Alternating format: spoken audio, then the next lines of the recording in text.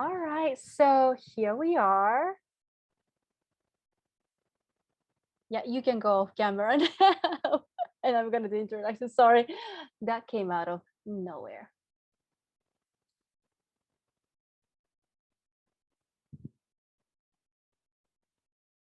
Trinity, can you turn off your video? Thank you. Hello, everyone. This is Asaki from Power Streets. I hope you're having a great evening or during the daytime. As you know, on Monday, October 4th, the Facebook went down, and I tried maybe 15 minutes before we planned to go live to see if it was working, and it was not. So this is unfortunately not a live reading, but the performance is recorded as is. So it's going to be just as good as a live. I'm super excited for you to experience The Last Remains. Now I will have Trinity Norwood for little acknowledgement. Thank you so much, Trinity.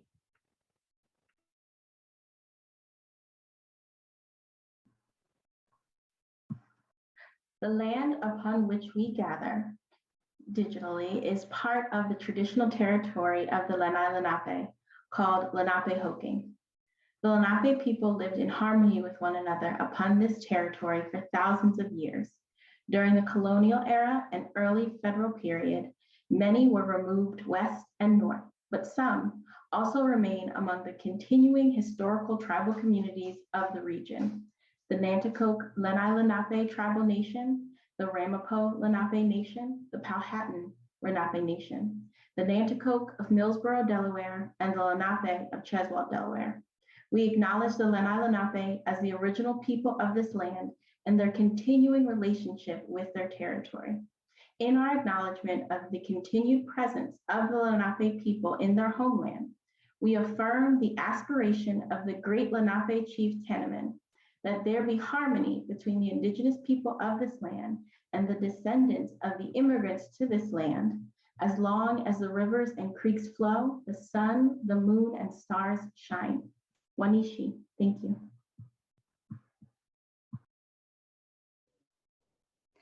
The Last Remains by Pratima Agrawal. This play was written with the generous consultation from a person of Nanticoke Lenape descent and with the generous consultation of South Asian people who formerly identified as Christian. Characters: Anushka, lead archaeologist, somewhat of a prodigy who can see stories of the remains, but also somewhat cynical and damaged. Jacinta, or Jessie, newbie archaeologist, deeply faithful, well-read on indigenous histories and cultures, friends with Tamara. Tamara, an archaeologist, headstrong, adept at outdoor survival. Becky, experienced archaeologist, a little high-strung, particularly on this mission. Chìpëtun, she who walks with courage, mysterious spirit who can stir nature. Jason, spirit of Anushka's former boyfriend. Voice of Nick Mann, head of U.S. Department of Interior, Archaeology, and another clock voice. Clock voice, spirit voice of a digital punch clock. Place, South Philadelphia riverbank along the Delaware River. Time, summer 2025. Loud drum beats originating from the Lenni Lenape tradition. The drum beats repeat several times before coming to a sudden halt. Scene 1. Day 1, afternoon and very hot. The sounds of a flock of birds can be heard passing through lights as lights come up on Anushka and Jessie, who are studying some type of building that has been mostly destroyed and are wearing deep vision headgear. I'm getting a sweatshop factory feel from this place. How do you know? There's nothing left here. Well, for one thing, it has a weird smell. What doesn't have a weird smell around here? Anushka pulls her deep vision goggles down over her eyes. This wall plaster screams of unfit working conditions to me. How do these things work anyway? You've never used these? Not really. Deep vision goggles. You can see into any material for its composition or temperature. You can even date an object and wear them at night. Also makes you look cooler than you probably are. Jessie pulls her goggles down and looks around. Wow. This was one decrepit building. I heard lots of buildings around here weren't already in bad shape. There's something off about this place. We need samples. Anushka and Jessie pull up their goggles, take out some archaeology tools from their bags, and start working. Can I ask you a question? Depends on what it is. Well, how will you know unless I ask it? Exactly. Okay, I'll just ask anyway. Is it true that you see ghosts? I've read a lot about your work. I see stories. Stories. Anyone can see ghosts. I see stories. It's called story revelation. That's definitely not the term they used in the American Journal. It's because story revelation isn't as sexy as seeing ghosts. I never thought of the American Journal as sexy. Which explains their low readership and wanting to make it sexier. Tabloids for nerds. But there was a lot of pushback. People saying your work isn't evidence-based, that it's Shamanism, witchcraft, or my all-time favorite, the work of a kook. yeah, some of those things. You think a field that studies human cultures wouldn't pass judgment using one of those very cultures? You think you're being judged too harshly? I think there are some forces in the world that can't be explained with science. Like God? I don't think God has anything to do with my work. But not everyone can do what you say you do. So that means it's the work of God? I mean, how else do you explain it? I don't have some kind of God complex just because I can see stories. If you want to go around thinking there's some kind of higher power at work, be my guest. But it doesn't make me a savior any more than it makes you a saint for wearing that cross around your neck. I don't think I'm a saint. Good, because no one is. It just reminds me that I can always do better than I did yesterday. I think everyone can. And does it work? Not always. Well, that's faith for you. You don't believe in God? Let's just say the jury's out on that one. Isn't your last name Thomas? According to my birth certificate. Well, I just figured. That I must be a believer? I guess not. By that logic, that makes you an illegal immigrant. What? Jacinta Rivera? Some people might assume you know. Well, that's not exactly the same thing, but I guess I see your point.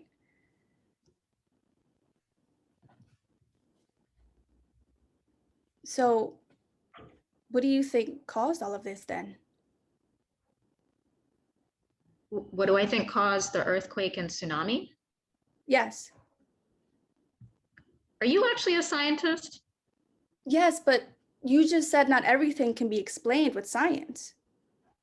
I was talking about story revelation, not the fucking destruction of our entire existence.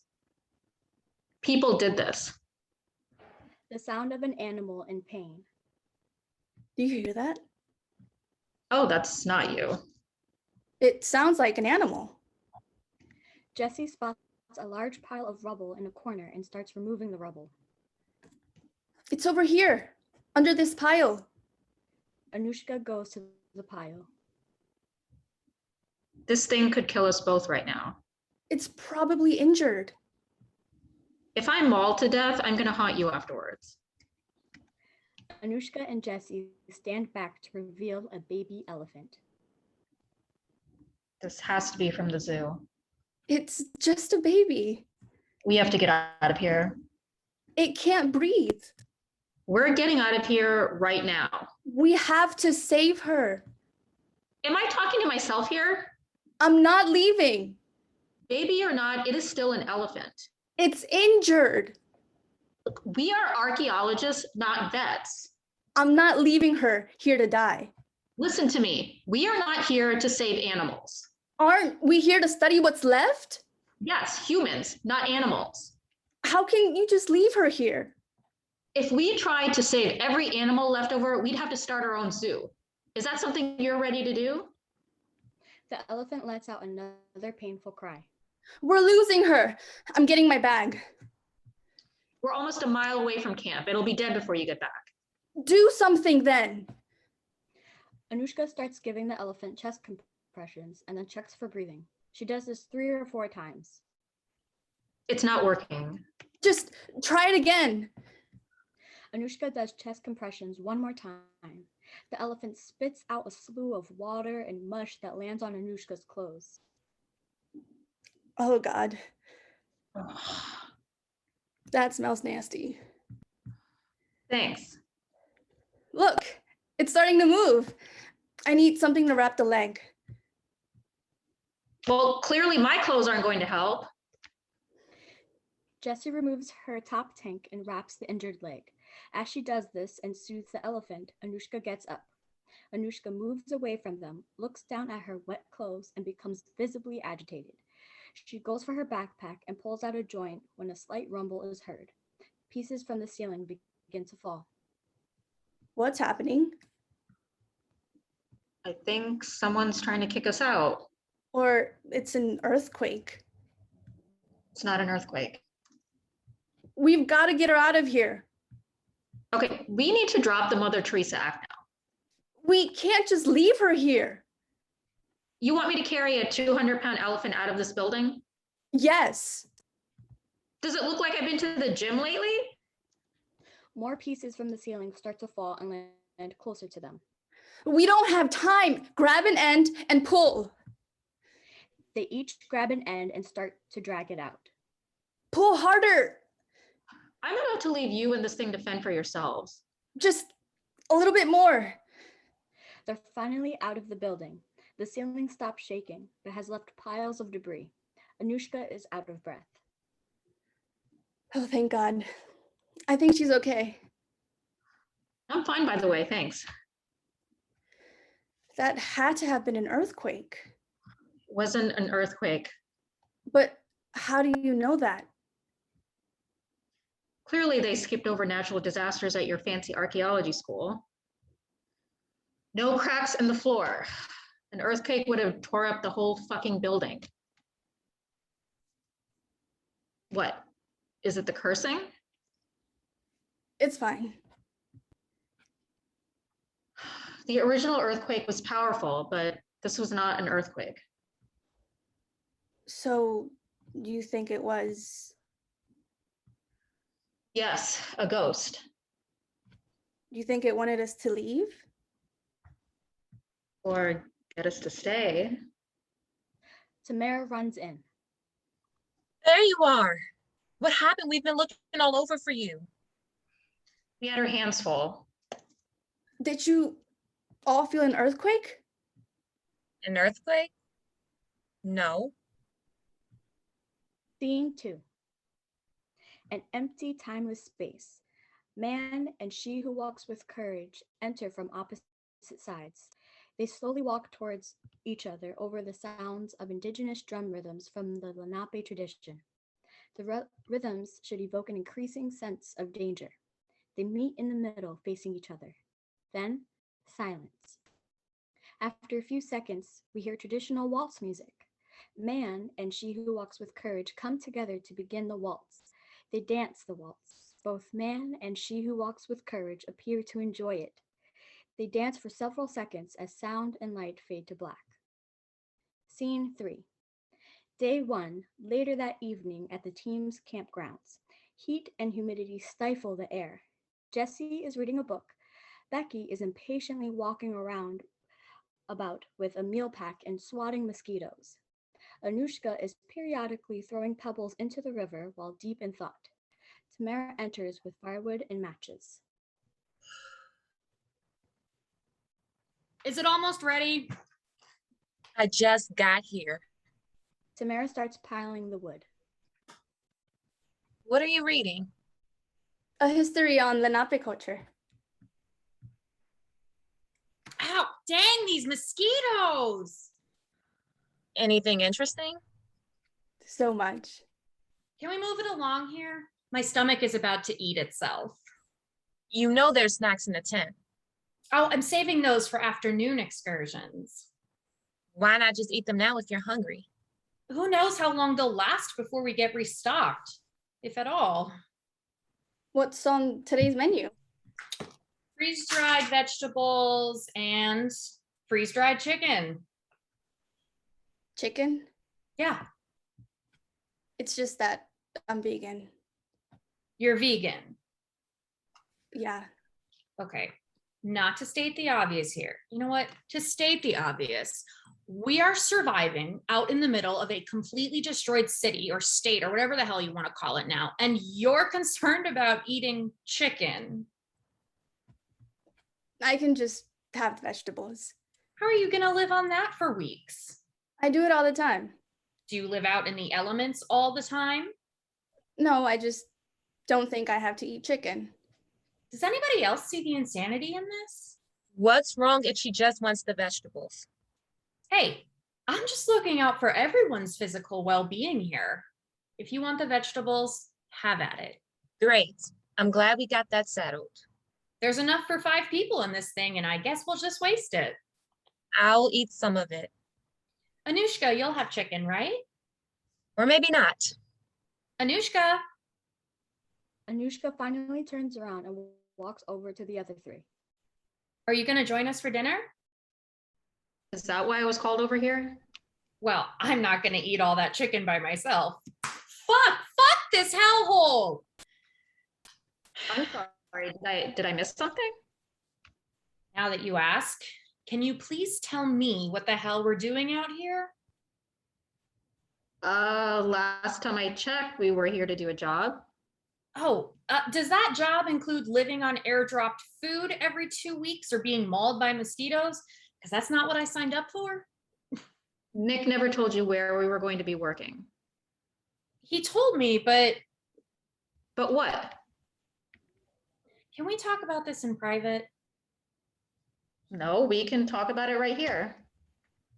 The entire city and surrounding coastline was just destroyed. You had to have known this was going to be a bitch to navigate.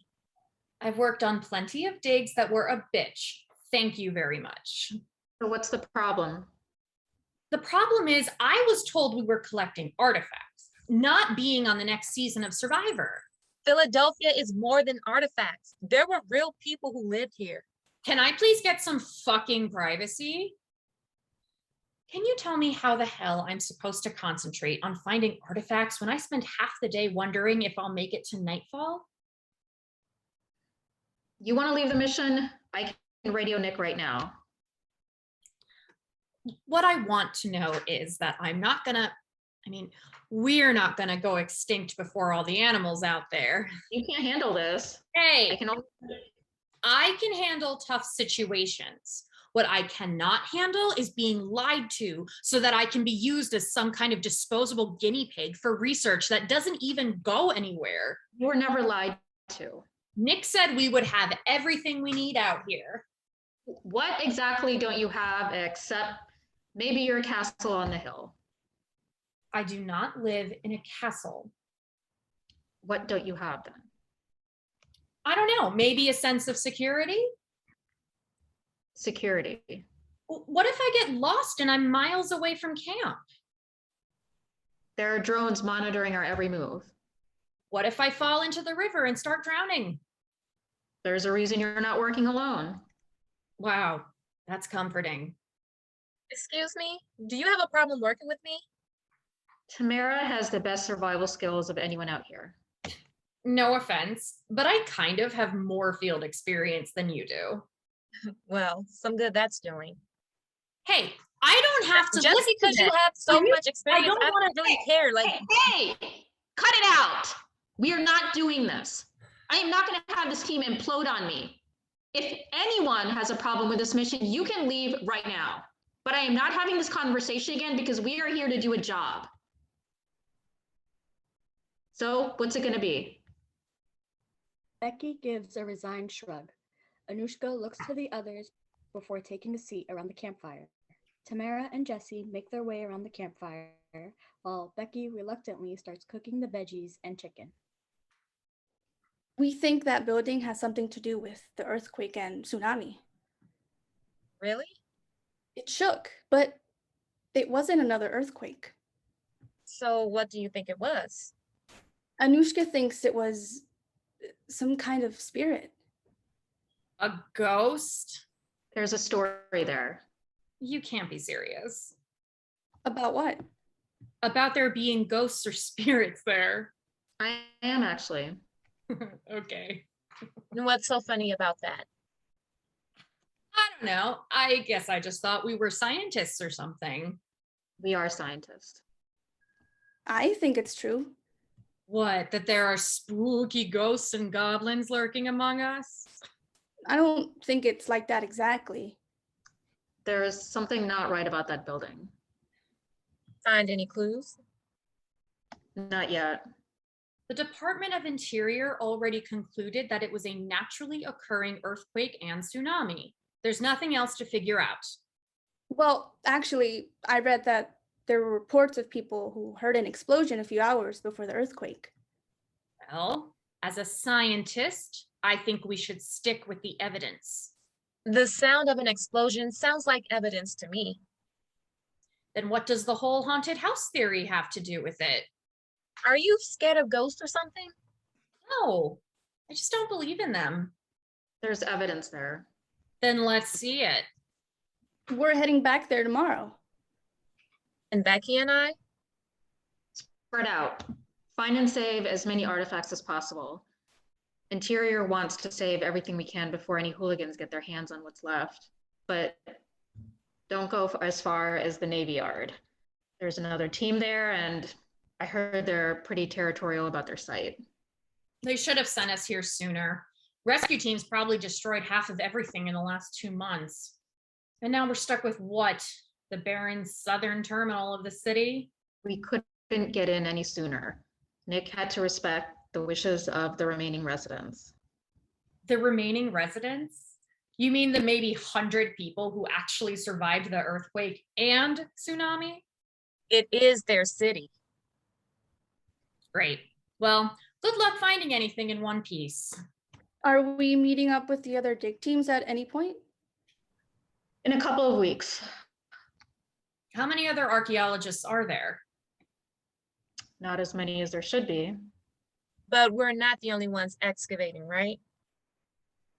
I wish I could say there were hundreds, but when local governments don't see a reason to fund our field, you end up with anyone you can get. Are you saying we're like the bottom of the archaeological barrel? What I'm saying is there's not as many people out here, especially with disaster experience, as there should be. Well, speaking for myself, I have plenty of experience to be here. You've worked on disaster digs before? Yeah, I worked on the digs after the organ fires. Is that it? Do you want my whole resume or something? It's just that you keep touting your extensive experience. I'm just trying to figure it out. You have plenty of disaster experience, and I'm sure you have plenty of experience soaking up new experiences. We done here?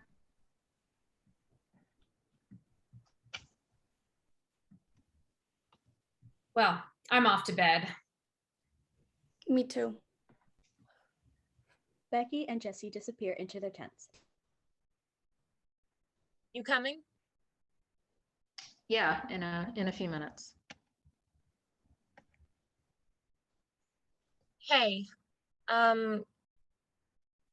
thanks for letting me be on this team. You probably had your pick of some really stellar candidates, or maybe you didn't. Anyway, it means a lot to me to be here. Good night. After a few moments, Anushka takes a joint from her bag, lights it, and smokes. Scene 4. Day 2. Afternoon and still hot as hell. Tamara and Becky enter near an area along the river that's covered in piles of trees and rubble. Jeez, Nick did warn us. I'll give him that. this is crazy. Yeah, well, here we are. Tamara climbs on top of the pile and starts moving rubble around. What are you doing? My job?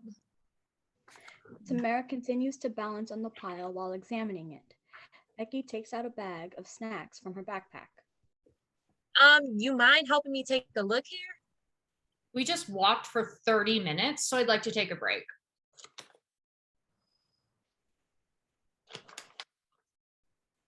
Where did you say you were from again? San Francisco. Oh, makes sense. You know, you really ought to be nicer to me. Oh, really? And why is that? Well, for one, I'm basically a co-leader on this team. Since when are you a co-leader? Since the beginning. How exactly do you figure that when you were ready to bail last night after one day? I was standing up for myself. I'm not going to be bullied into a mission that cost me my life. Bullied? Yeah. Weren't you assigned to this mission? No, I applied for it. Oh. What do you mean bullied? Nothing. I just meant nothing. Becky returns to eating snacks while Tamara continues inspecting the pile. Nice streets you got there. In San Francisco? Yeah, they're pretty neat. And great food. I think it's pretty great. I'm sure any place beats freeze-dried food.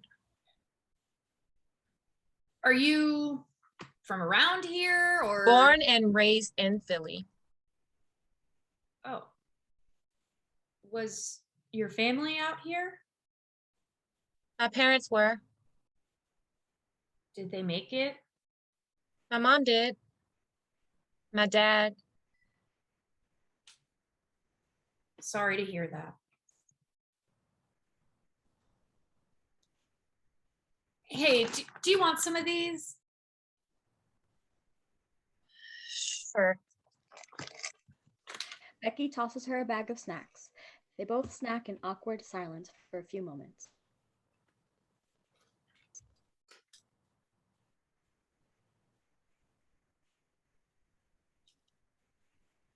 So did you know Anushka before this?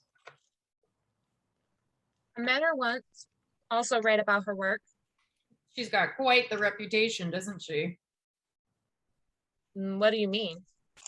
Oh, you know, like her kind of eccentric practices, kind of being a loner. I don't really understand the criticism she gets. I mean, you have to admit her practices are a little out there. I don't see the problem. She has a skill and she's using it. Oh, well, yeah. What? Nothing. It's just, You don't believe her? no, I'm sure it's a very real thing that she can see these stories. It's just, how do you prove any of it? She always has hard evidence from what I've read. Yeah, sure. If it's advancing our understanding of history, I don't really see a reason to criticize. Oh, I'm not criticizing. More awkward silence. Tamara finishes her snack, crumbles the bag, and stuffs it into her backpack. She's about to get back to work. Jessie's cool. Yeah, she's great. You two seem to know each other pretty well. We went to the same college. Met in the archaeology department when I was a senior and she was a freshman. Oh, that's nice. And then you two ended up on the same mission. I guess it was a kind of serendipitous, you could say. I mean, we kept in touch after college, but neither one of us knew we were both applying for the same mission. Well, having a friend on this mission must make it so much easier. Yeah, it does.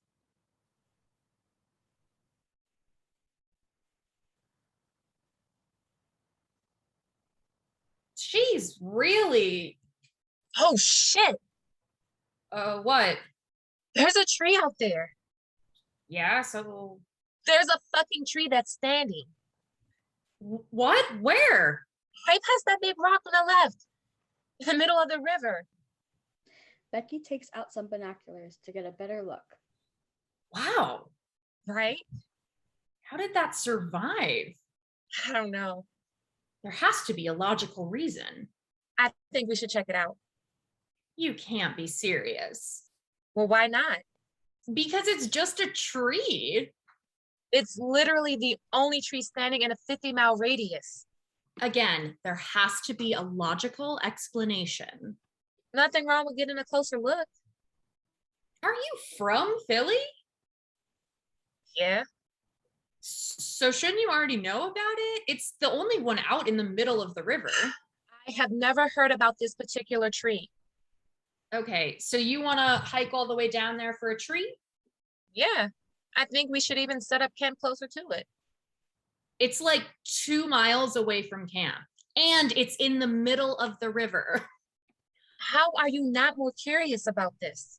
Because it probably just evolved, you know, survival of the fittest. Nothing wrong in confirming it. Fine, you want to move camp there? You can bring it up. Great, I will. Tamara starts collecting some samples of a fallen tree. Are you really collecting samples? If we're going to compare trees, we need something to compare it to. Becky starts to crumple up her bag of snacks and throw it in the bin before realizing there is nowhere to do that. Okay, got it. Tamara exits. Becky starts to follow, but then quickly gets a sample from a different tree and stuffs it in her backpack. Before exiting, she tosses the snack bag into the pile of debris. Scene 5. Day 2. Evening at the campsite and still hot and humid as hell. The camp is now closer to the tree, which can be seen in the distance. Jessie is preparing a bucket of food to feed the baby elephant. She takes the bucket and calls out into the darkness. Alma, Alma, dinner's ready. She whistles a call to the elephant. I think you'll like it. There's twigs and tree bark and... Sensing it's not enough, she runs into the tent, brings out 2 bags of freeze-dried food, and pours them into the bucket. And fruit. Tamara enters, carrying logs of fallen trees. Alma. Jessie, are you feeding Alma our food? I have to. There's nothing else for her. Then ask Anushka to get her moved out of here. There won't be anything left for us by tomorrow. I really don't want to bring Anushka into this. And besides, she already said no to transporting her. Why? I don't think she likes me very much. I meant, why did she say no? Oh, she... Okay, what do you mean she doesn't like you? I don't know. Her whole vibe. That's just Anushka. I'm telling you. Listen, Anushka doesn't seem to like anyone. That's just how she rolls. When I first met her, I didn't think she liked me either. But then she hired me for this. Tamara starts carving and tying the tree logs to build a raft. And she hired you for a reason too. But you somehow convinced her to move the camp. I just told her that the tree was critical to our research. And it is. When I mentioned that there's something special about it, that it might be sacred, indigenous tree, she didn't seem to care. Fine. I'll ask her. Jessie starts cleaning up around the camp. What are you building? A raft so we can check out that tree. You were always so good at that stuff, even in college. And you were always enlightening with your anthropological knowledge. Hey, do you remember that one professor who was obsessed with really bad archaeology puns? Professor Irwin. Ugh, those puns always drove me crazy. Oh, come on. She was a rock star. I think she could have dug a little deeper, maybe from the modern era. Yeah, they did sound like they were from the Stone Age. I think I lost a half-life from that class. I don't know how you survived. Sedimentary, my dear Watson. Sedimentary. Oh, I actually really loved that class. I could have lived without those constant puns. I wasn't sure I was going to stick with archaeology until then. Really? Yeah, I was having a lot of self-doubt. Go Professor Irwin. Well, really, it was because that was the first time I heard about Anushka's work. Oh, in which dig? The helmet babies in Ecuador. I heard about that. That was out of this world. It was unbelievable. The whole discovery, babies buried with human skull helmets, and then the story behind it. Protecting the baby souls. That deep dive into the unknown, into people's real lives and honoring their stories. That's what I love about this work. And Anushka's been figuring out so much, like some kind of medium. You see, that spark you got there, not everyone has that. I wish that was enough. Stop. I don't want to hear any more about how Anushka's got you doubting yourself. I bet you never doubted yourself. Are you kidding me? I used to do it all the time before I got out of the house into college.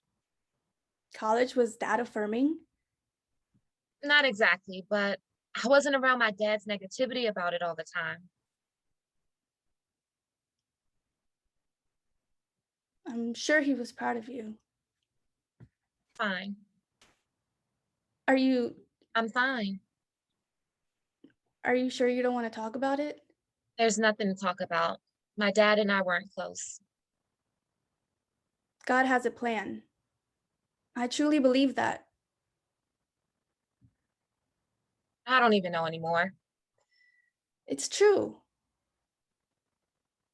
So why is it that God decided to save my mom, but not my dad?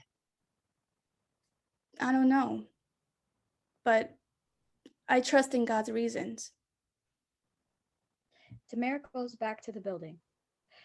Jessie senses the end of the conversation and goes back to cleaning up. She picks up a pile of trash, sees something on the ground, and then vomits. Oh, shit. Tamara runs over to her. Are you okay? Yeah, it's nothing. What did you eat? Nothing. I just saw that chicken bone from last night.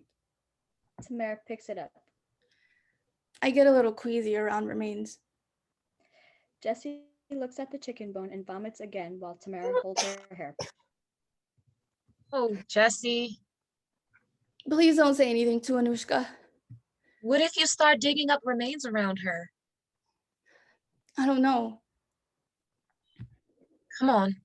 Let's get you hydrated before you pass out. Tamara takes Jessie to sit and grabs her a water bottle. Where is Anushka anyway? I think showing Becky that building we found. You really think there's something to that building? Definitely. I wish you could have been there when it shook. From some sort of spirit. We think so. This city, it was full of beautiful souls. The souls of my ancestors, and now it doesn't even exist anymore. What am I supposed to tell my kids or my grandkids when they ask me where I'm from? What am I supposed to show them? It's all just memories in my head now. I know we can't bring anyone back or remake this city, but we can help honor its people. How long you got? It's a lot of city to honor. The elephant lets out a cry in the distance. Don't worry, I'll feed her. Tamara grabs the bucket and a flashlight and walks off into the darkness. Jessie watches her as she leaves. Scene 6. Day 3, morning and unbearably hot. Anushka is scanning the grounds of the destroyed building as Jessie scans the leftover building walls. Find anything? Nothing out of the ordinary. Keep looking. Is it just me or is it already hotter than yesterday? It's just you. I really feel like every day is hotter than the day before. If I knew you were going to be Becky 2.0 today, I'd have brought her instead. I just don't want to get dehydrated. There's plenty of water in my backpack.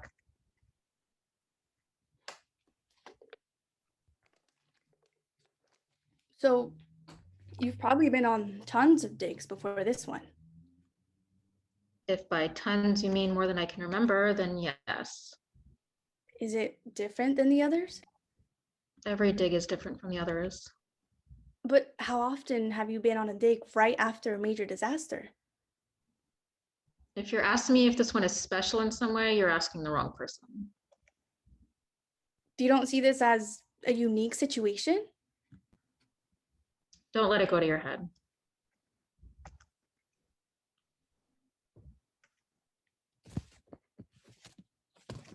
What's this? She pushes aside some dirt and rubble to reveal a necklace. What? It's some kind of indigenous necklace. I've seen this type before. Where? I think in the Lenape Cultural Study Guide. I can look it up. Let's log it. Jessie places the necklace back on the ground while Anushka takes out a field camera and snaps some shots. Jessie adds a flag marker and logs it in a notebook. How are your digging skills? My digging skills? Yes, as in you're an archaeologist and that requires digging? Oh, well, it's not my strongest skill, but I can definitely do it. Good, because we're digging right here. Oh, okay. My guess is we won't have to go too deep. Jessie reluctantly grabs the shovel while Anushka starts taking some pics of the spot.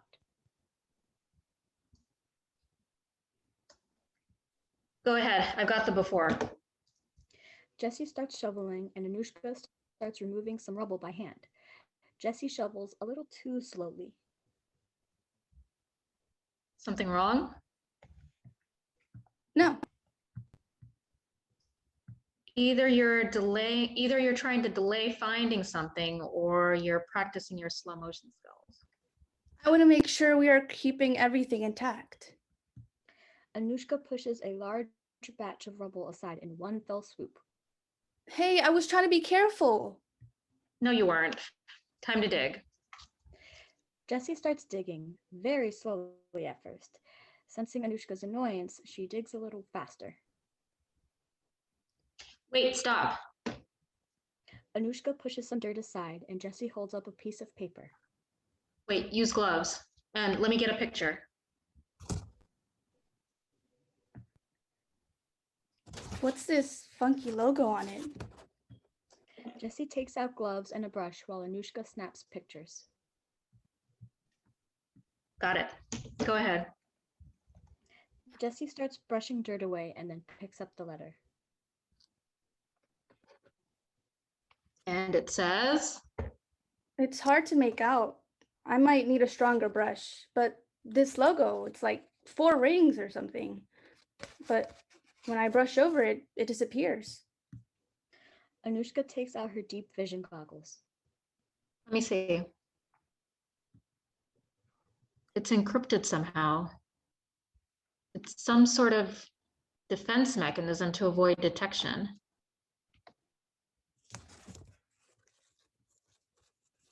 You know, I was on a dig one time in a rainforest and they had these flowers that would close up if you touched them. It was a defense mechanism for survival. Question is, why did this company, I'm assuming, feel the need to use it? I don't know. And I can't make out much of the type. I need more time with it. All right, put it back, log it, and get the pictures. Jessie starts logging and snapping photos and then suddenly vomits. You really are heat sensitive. Jessie shakes her head and points to the hole. Anushka pushes some dirt and removes a perfectly intact human skull. And who might you be? Jessie runs away and vomits again.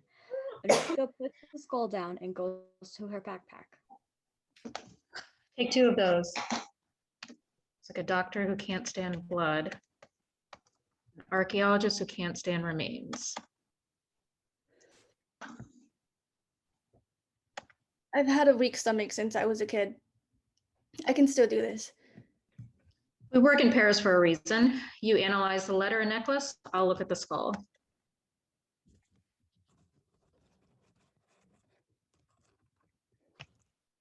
I wonder if it's all from the same person. The necklace and skull most likely need to look into the letter. Will you be able to get a story from all this? Maybe.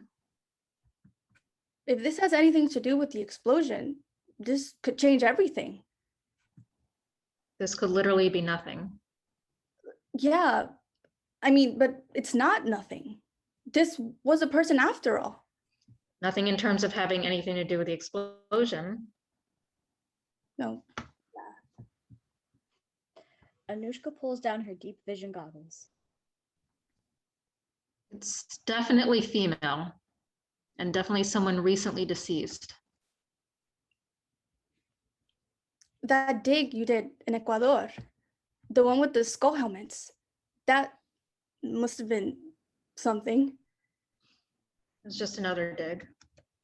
Well, I remember hearing about it in college and not being able to stop thinking about it, how amazing to find these babies buried with helmets made out of children. And That was another dig, and we're not here for that, are we? I just figured you must have learned a lot from that. Anushka keeps examining the skull. Do you think she died from the earthquake or tsunami? I don't see any head trauma. My guess is a tsunami, but too early to tell. We might find more of her if we keep digging. I'm sure you'll find more of many people if you keep digging. All these people. How could God do this? So we're bringing God into this again? Oh, I forgot.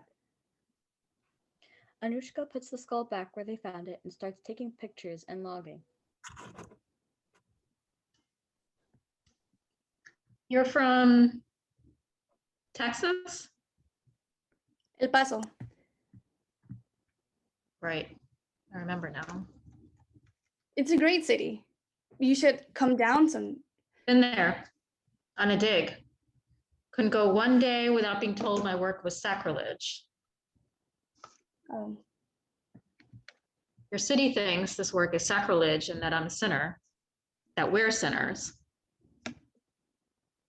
We're all sinners anyway. I was trying to understand and preserve the history of mankind's sin. It's not.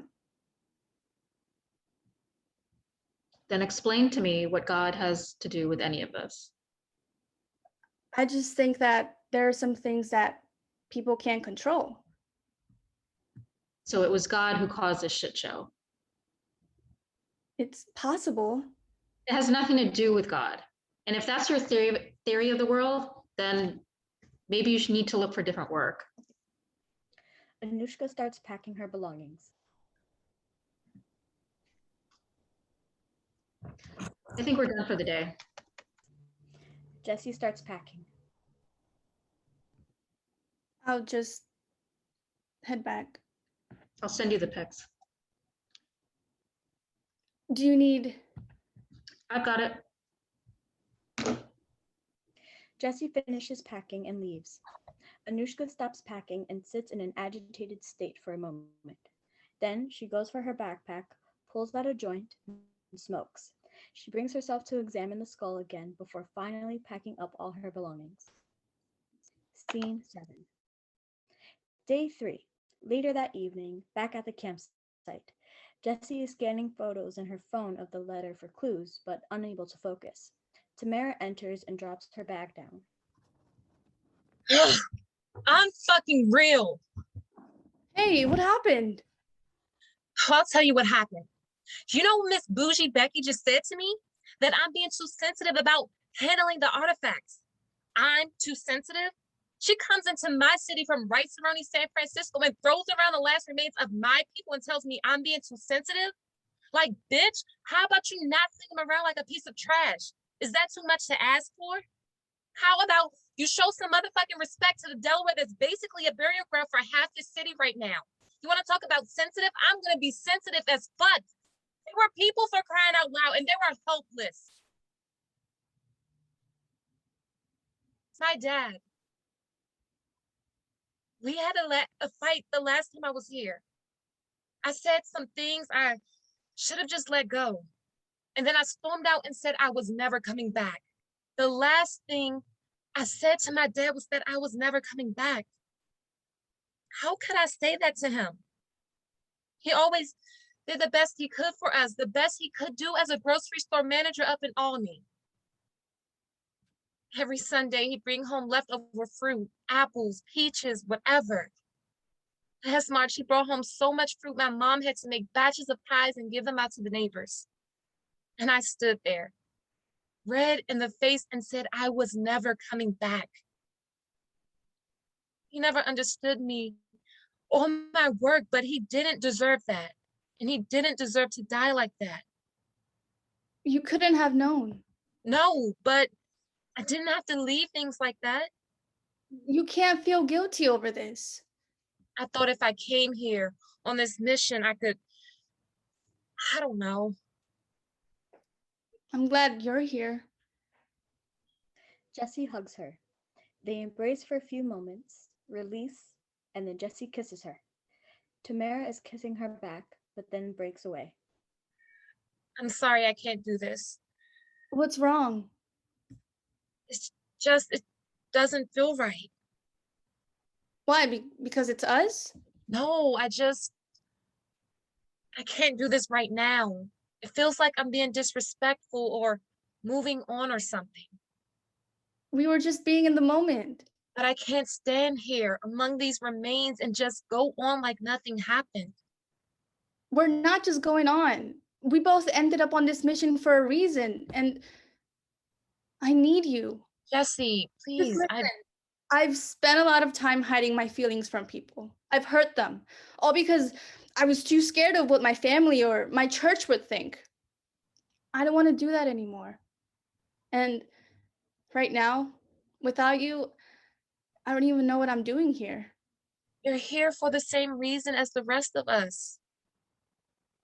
I'm not so sure anymore. Anushka? It's just that... What did she say? She said I should consider looking for different work. Jessie, I told you she's like that with everyone. She made it very clear that I have no place here. Then she's wrong, okay? You belong here. Just stick with it and don't let her get to you. I don't know if I can. You can. And you will. See? I need you. Jessie embraces Tamara.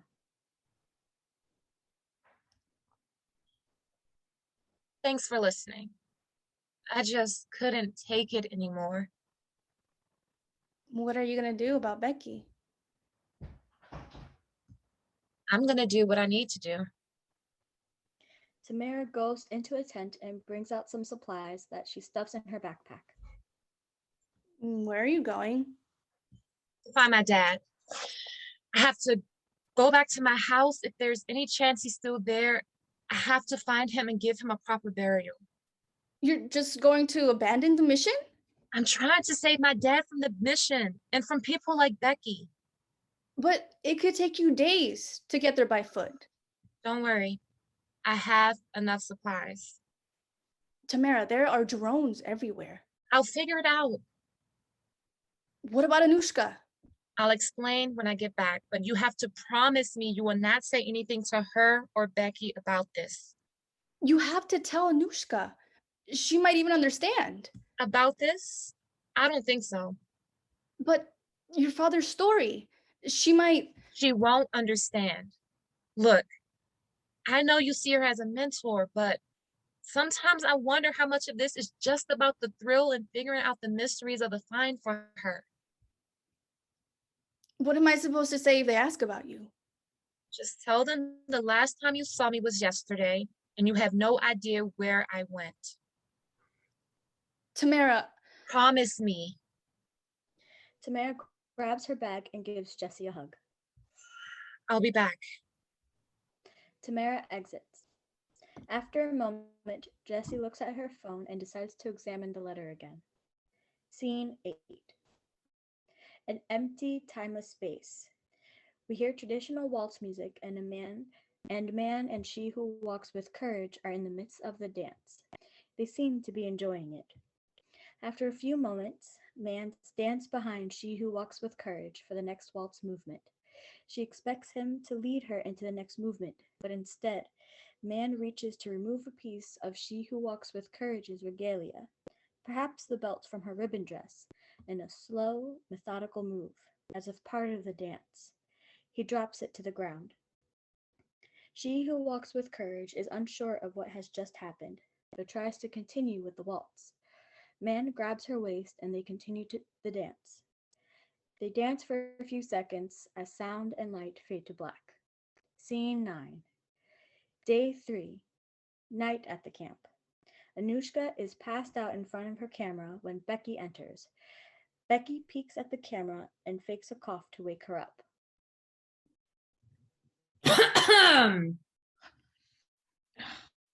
Looks like you've got yourself a real artifact there.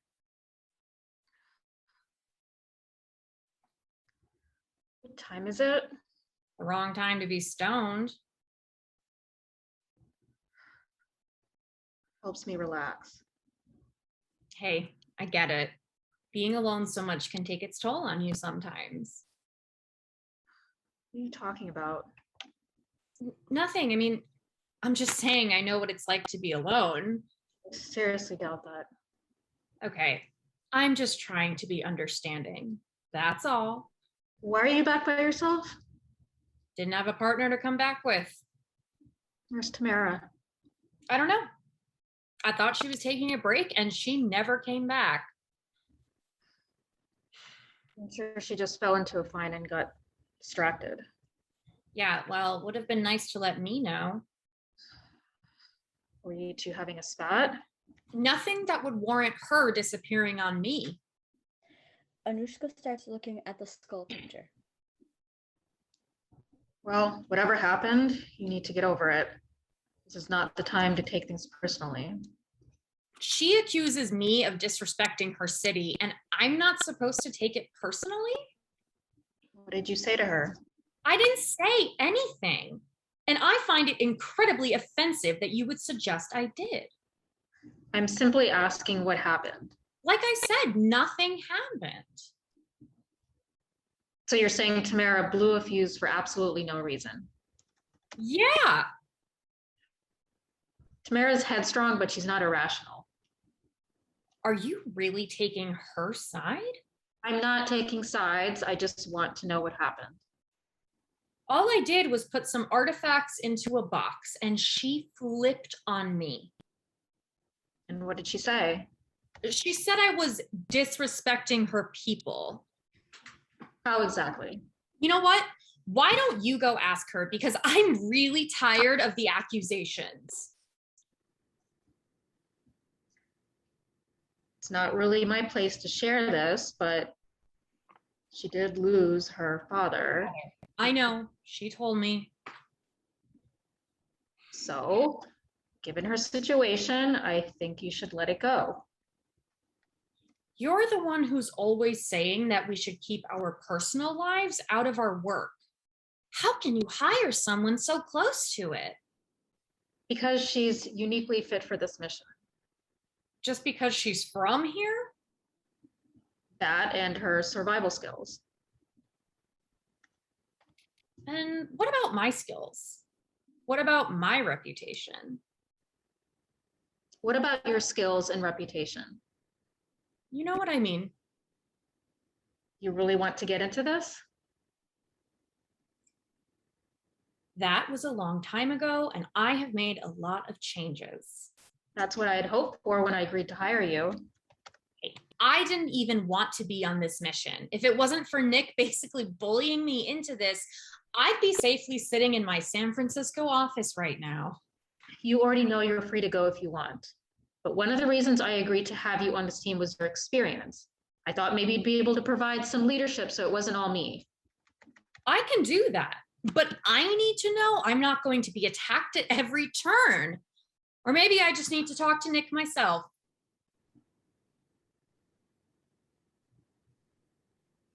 Okay, I'll talk to Tamara. A rustling of debris in the darkness. Did you hear that? It was probably just that elephant we found. Oh, right. Jessie seems pretty attached to it. Tell me about it. Speaking of Jessie, I was thinking we could switch partners. What if I just work with Jessie instead? You'd rather work with Jessie? Yeah, why not? Jessie doesn't have Tamara's survival skills. I'd assume that would worry you. I can deal with the little danger. What I can't deal with is being attacked for doing my job. You like her. What? You like Jessie. What? No, it's not. It's fine. It's fine. I'm happy for you. If she likes you back, that is. I am not interested in Jessie. Do I think she'd be easier to work with? Yeah, sure. But that is it. Isn't she a little female for you? I am not interested in her. All right. Let's just say I believe you. We can't make this personal anyway. I am going to have to deny your request, though. Why? She and I are onto something, and I need her expertise. Sure. Anushka examines the skull picture. There's something to this. Any idea whose it is? No, not yet. You found it at that building? Yeah. Then shouldn't Tamara and I search the same spot? No, you need to cover more ground. We've been busting our butts for days, and all we found was this stupid tree in the middle of the river. Then you're not looking hard enough. Did you know our food supply is running low? That's impossible. Well, it is. We were given food for 2 weeks. Can you just listen to me for one damn second? All right. I'm listening. I said our food supply is running low. I don't want to point fingers, but I think the elephant is stealing our food. If you really believe that, you'll have to take it up with your friend Jessie. And Jessie is where right now? Probably feeding the elephant. Right. And while you're at it, you can declare your undying love for her. You're an asshole.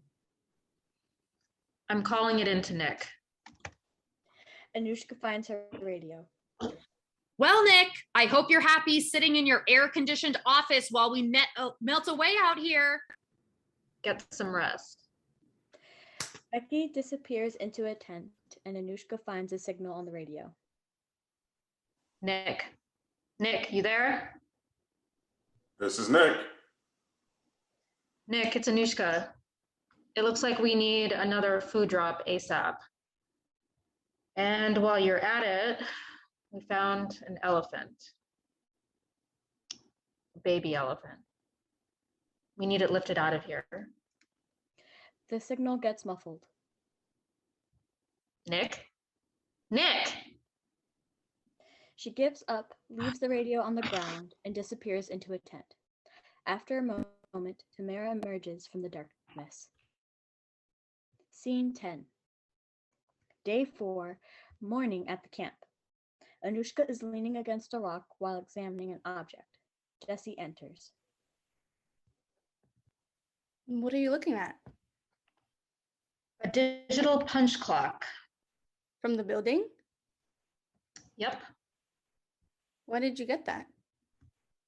Last night.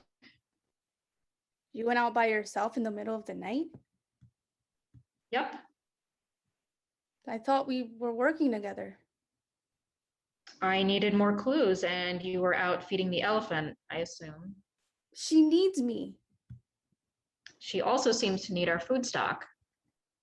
I don't know what else to give her. She'll starve if I don't. I know you feel a responsibility of sorts to care for it, but we have a job to do here. Alma. Her name's Alma. I know you feel a responsibility to care for Alma, but we have a job to do. I'm not going to let her starve. We have plenty of resources to take care of her. Extra resources that I have to call in that were not a planned part of this mission. It's a call and a few extra pounds of food. That's it.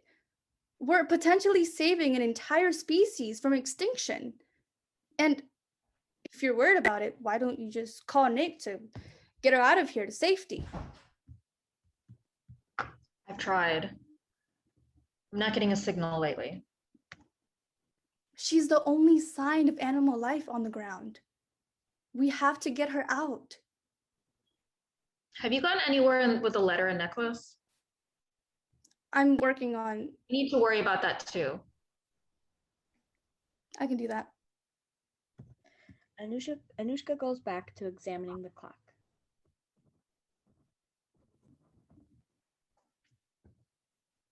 I don't know what I said yesterday that made things weird, but whatever it was, Tamara never came back last night. Oh. Any idea where she is? No, I saw her yesterday morning and that was it. I had to radio for the drones to look for her. She's a survivor, but I'm sure she'll be fine, wherever she is. I thought you'd be a little more worried. I am. I know she's capable of surviving outdoors. I'm thinking we should start looking for her. I don't know. It's only been one night, but maybe if we don't hear anything back soon from headquarters. Yeah. But the real question is, did something happen to her or did she leave voluntarily? I think it could be either. Why would she leave? I don't know. Did something happen between her and Becky? Even if it did, it's pretty drastic to walk away from this mission and not tell me. I think we should just wait for the drone search and maybe she'll come back. I'll give it another hour.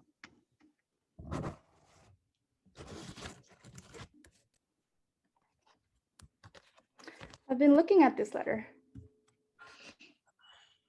And? I can make out a little more. What do you have? Not much more, but to me it sounds like some kind of resignation letter. From a job? I think so. I've logged and photographed it enough. It starts, "Dear Sir, I'm writing to inform you of my intention to leave," then something I can't make out, The work we are doing here is not, and then more I can't make out. Well, it's a start. Will it help with the story revelation? It might. And the necklace. I was able to find something similar in a book. I definitely think it comes from the Lenape culture. Doesn't tell us much about this person. This could literally be any Jane Doe wanting a fashionable indigenous accessory. This necklace seems pretty authentic. I think it would be hard to come by on an open market. Okay, so maybe we're dealing with someone of Lenape descent. What else do you need? Maybe more objects, more wall samples. So you're able to determine the story of a person based on some objects and a couple of wall samples? Do my methods bother you? No, not at all, but it sounds... Story revelation is not simply my imagination running wild. It sometimes takes months before I can derive a story that makes sense. Do you know how much evidence I collect before creating any kind of narrative? I pull from objects, writings, photographs, documentations. It all informs the story of people. Sometimes objects may not be at all what they seem at first. It's not a black and white process. It does help to meet or at least see a human being who spent time in the space, but I don't always need it. And seeing these spirits happens more than you think. So if you want to listen to the critics, be my guest. Just don't waste my time making me defend my work. I'm sorry, I just wanted to understand. Anushka gives the device a swift thump with her hand. The lights shift. The audience is able to see the clock text projected upstage. Enter 4-digit code. 4-digit code. A code? Grab a pen and paper and start writing down these 4-digit codes I'm trying. And hurry, this battery's not going to last long. 1, 2, 3, 4. Declined. 4, 3, 2, 1. Declined. 2, 4, 6, 8. Declined. Are you writing these down? Yes, but this could take us days to crack. You don't have days. There has to be something in that letter. Dear sir, I'm writing to inform you of my intention to leave. The work we are doing here is not... She wipes at the letter with her finger and blows. Wait, I can see more. I cannot continue to work on Operation Infinity X4. Infinity X4? Infinity X4. Infinity X4. Anushka punches in 8888 that can be seen projected. Accepted. I'm in. Oh my God. How did you? No time for that. The clock screen now says name. What's it saying now? It's asking for a name. Jessie grabs the letter. I can't make out the name at the end. See something. Low battery. Hurry. I'm trying. It looks like an indigenous name like Chipadu or Chipolu. Give me the letter. Chìpëtun. It's Chìpëtun. How do you spell that? Chipetun. Anushka punches it in. Denied. It's not working. Maybe she used a short form, like chip. Anushka punches in CHIP. I'm in. Menu. Punch in, punch out, log, exit.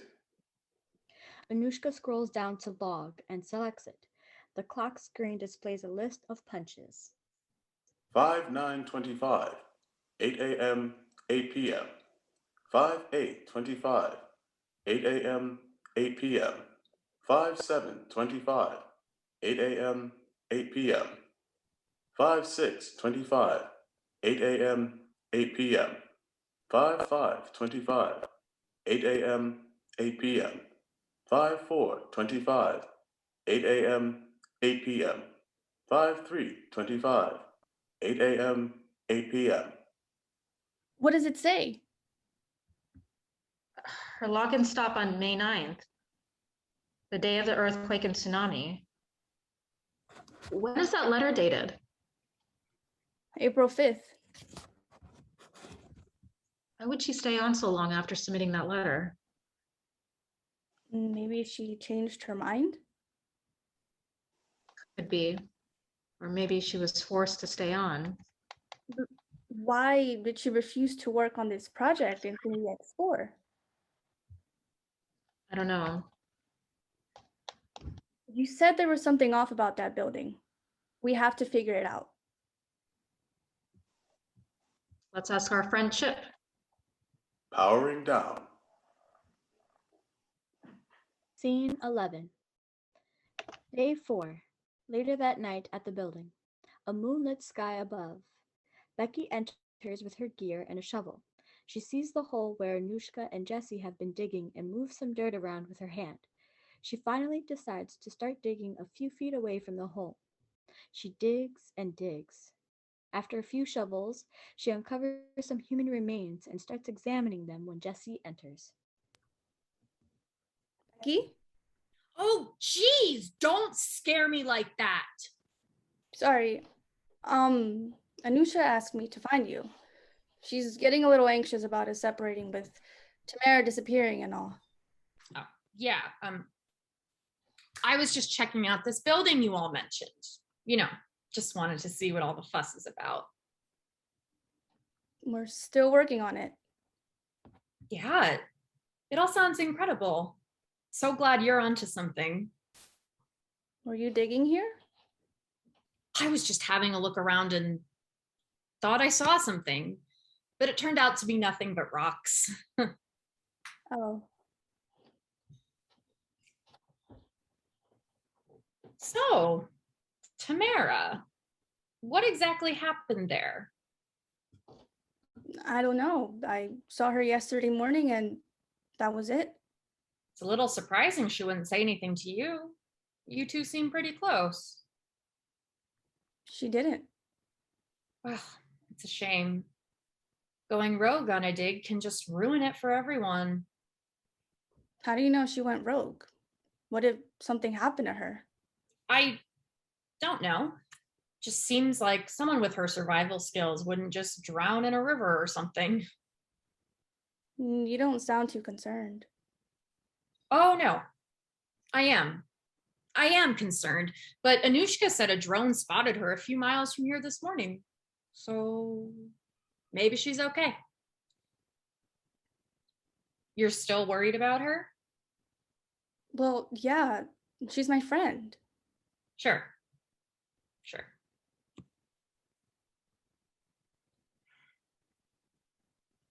I'm gonna head back to camp and... Oh, well, I'd love to hear about your insights into the Lenape?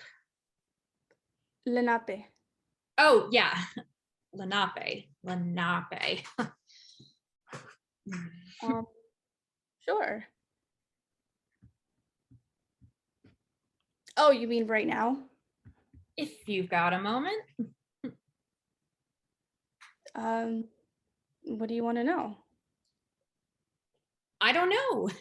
It all sounds really great. They were the original people on this land, so I imagine there's relics that date back centuries where we're standing, if we spend enough time here. Wow, that's incredible. And they had a deep connection to the land and nature and animals. Interesting. I really believe that tree you and Tamara found was sacred to them. I think it's actually the reason why it's still standing. Sacred? Huh. I mean, I tend to believe in evolution, the scientist in me. but that's a really fascinating theory. I do think evolution can explain a lot, but not everything. Sure, I mean, nothing wrong with having a theory, right? Okay, so we haven't confirmed anything, but it's possible that we found the remains of a woman of Lenape descent. Right here. Yeah, From how far back? recently deceased, actually. Wow. Do you think she's connected to the explosion somehow? We're not sure, but Anushka definitely thinks there's something off about this building. That could be huge. What are you two doing about it? Anushka wants to see if she can talk to this person, put a story together. As in, talk to this woman's spirit. Yeah, we're hoping she'll appear. You really believe in that, don't you? Yeah. I'm not much of a spiritual or religious person. Actually, pretty atheist. Oh, Had all of that beat out of me by college. And not because my parents weren't religious, they were actually super religious. It was really me who beat it out of myself. Just didn't seem to line up with my world.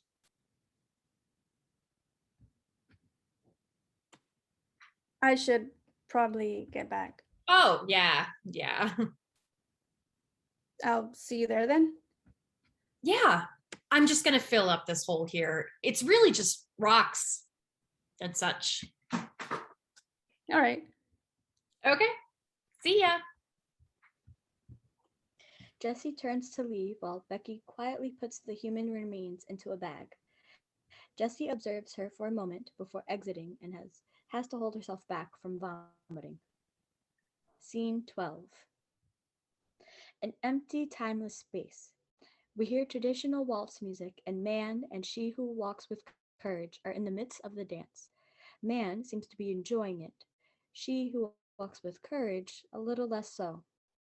Man lifts she who walks with courage off the ground as she soars. He does this a second time. He is about to lift her a third time, but instead tears off the regalia from her body, leaving she who walks with courage with only her undergarments. She is stunned, while he again slowly and methodically disposes of the regalia as if it's part of the dance.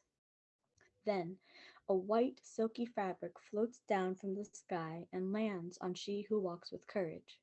Man wraps she who walks with courage in it, making her a new dress. She who walks with courage grabs one end of the fabric, and man continues to lead her in the waltz as she occasionally stumbles. They dance as sound and lights fade to black. Scene 13. Day 5. The next morning at the building, Anushka and Jessie enter with gear. I want to tell you, but Okay, enough with the buts, just tell me. I saw The building rumbles and pieces fall from the ceiling. Chìpëtun?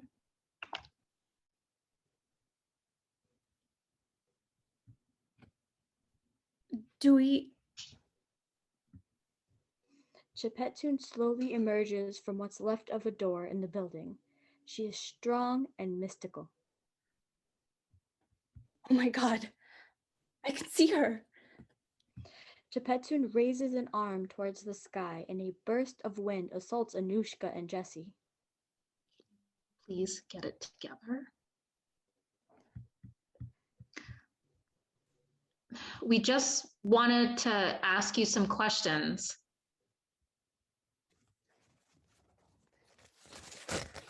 We found your letter. You wrote that you couldn't work at your job any longer. Why? Is this the building you worked at? Chìpëtun raises both arms this time, and the building rumbles.